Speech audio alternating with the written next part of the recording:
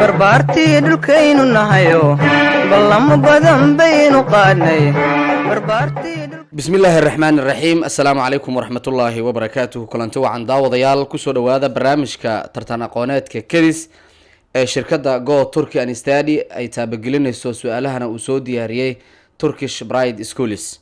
barnaamijkan maalin walba waxaa ku madlan oo ku tartama laba arday ama laba dhalinyaro, kuwaasi oo aqoontooda ku tijaabinaya maadaama magaca barnaamijka uu yahay kedis.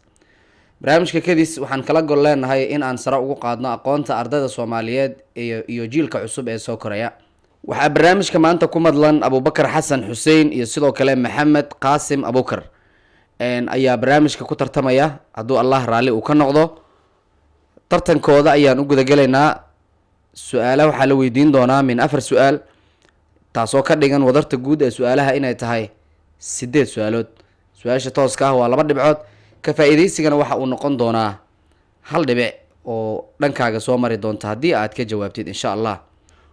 waa hagaag, su-aasha ugu horeysa ee barnaamijka tartan aqooneedka kedis shirkadda go turkey and study. maxamed, su-aalaha qaabka ay u dhacayaan inaad nala dhegeysataan rajeyneynaa. su-aashu waa su-aal diini ah.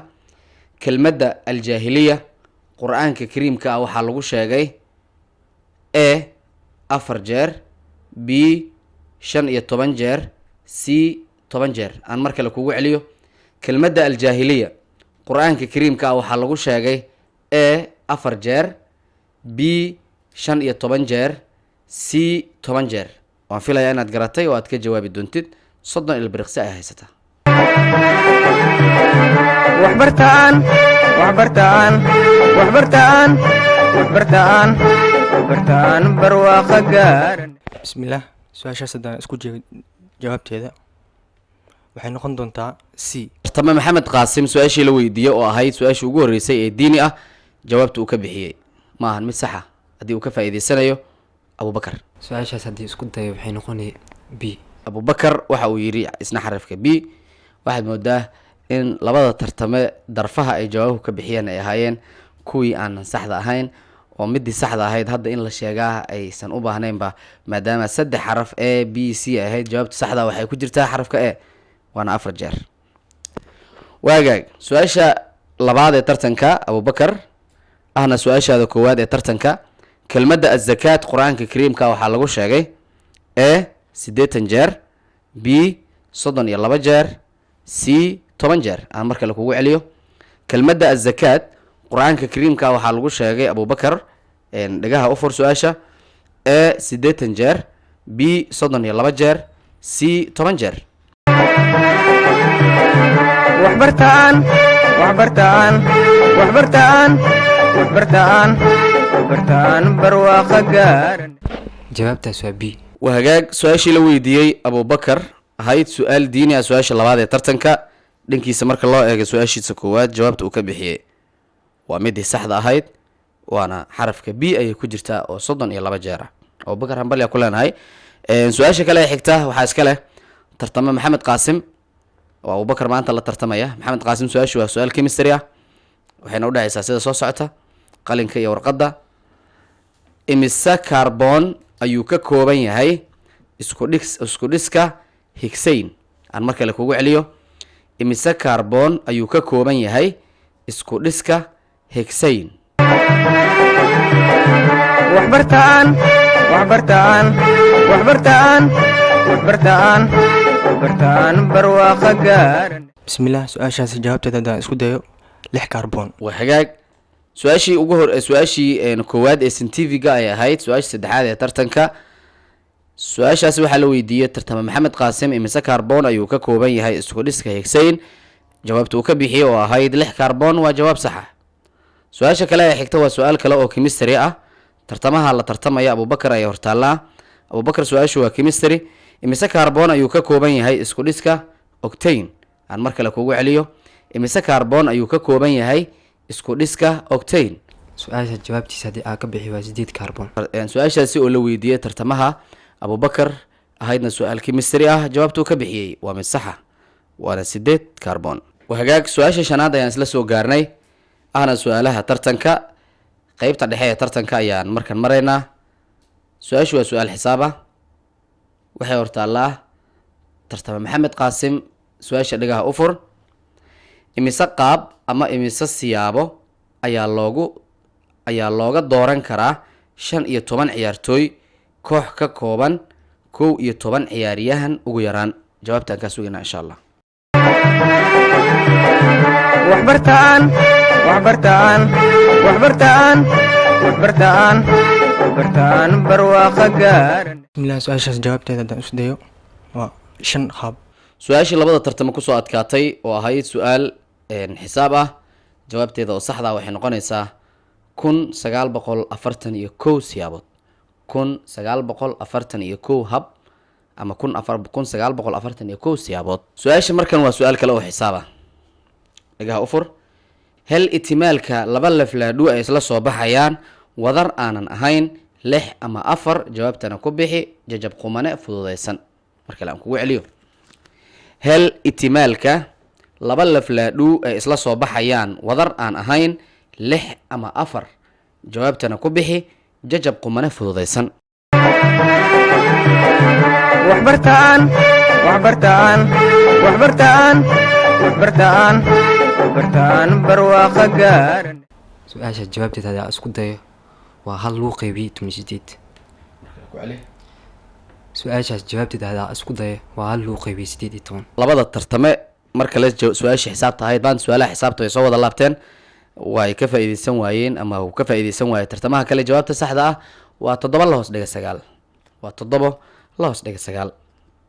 su-aasha ahayd itimaalka laba laflaadhu isla soo baxayaan wadar aanan ahayn 6 ama 4, jawaabtana ku bixi ayay ahayd jajab qumane fududaysan. waa 7 la hoos dhiga 9. su-aasha ugu dambeysa tartanka dhanka maxamed qaasim ayaa weydiinaya, waa su-aal aqoon guuda.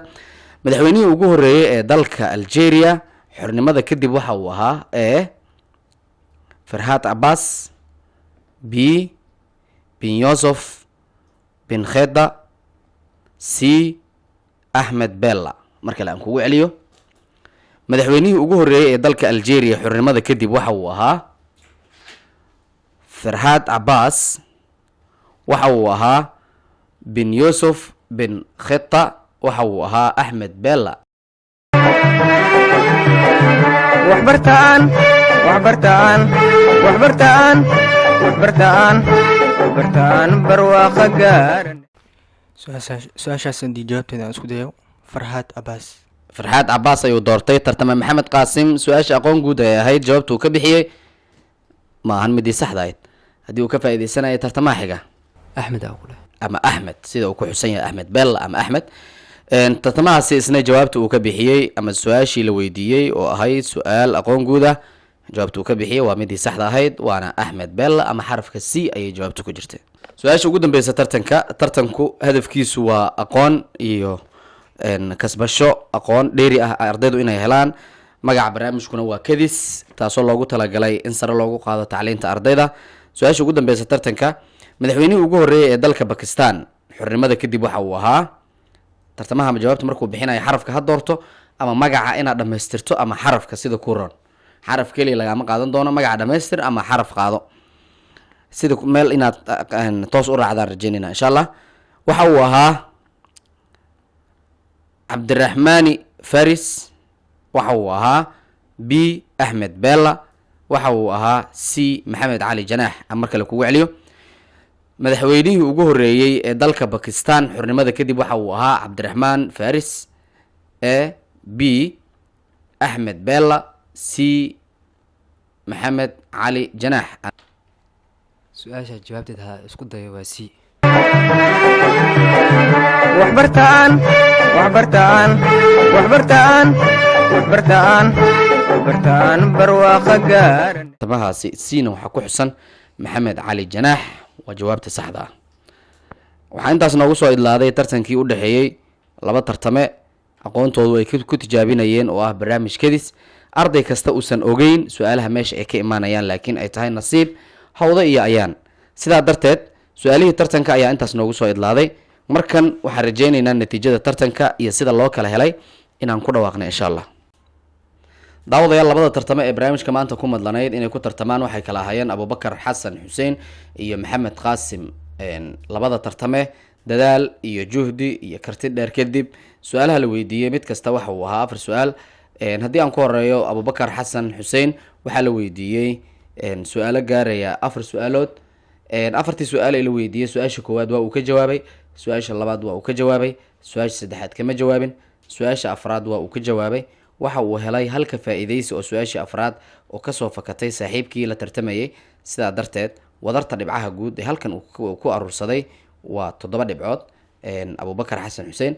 dhanka kale axmed qaasim waxaa la weydiiyey 4 su-aal, koowaad kama jawaabin, labaad waa uu ka jawaabay, saddexaad kama jawaabin, afraadna uma suuragelin inuu ka jawaabo. su-aashii hareer martay ayaa ahayd tii laga faa'iidaystay. sidaa darteed wax ka faa'iidaysi ah su-aal saddexaad ayaa soo hareer martay abubakar, laakiin nasiib wanaag maxamed waa uu isku dayay, uu soo dhaweeyey, kama faa'iidaysan. wadarta guud ee dhibcaha uu helay maxamed waa 2 dhibcood, abubakarna wadarta guud oo halkan uu ka shaqaystay waa 7 dhibcood. sidaasi waxaa tartanka wareegga labaad ugu soo gudbay abubakar. maxamed waxaan u rajeynaynaa guul iyo wareegyada kale ee xiga ee tartanka inuu ka qayb gali doono insha allah. barbaartii dhulkaynu nahayo ballamo badan baynu qaadnay barbaartii dhulkaynu nahayo ballamo badan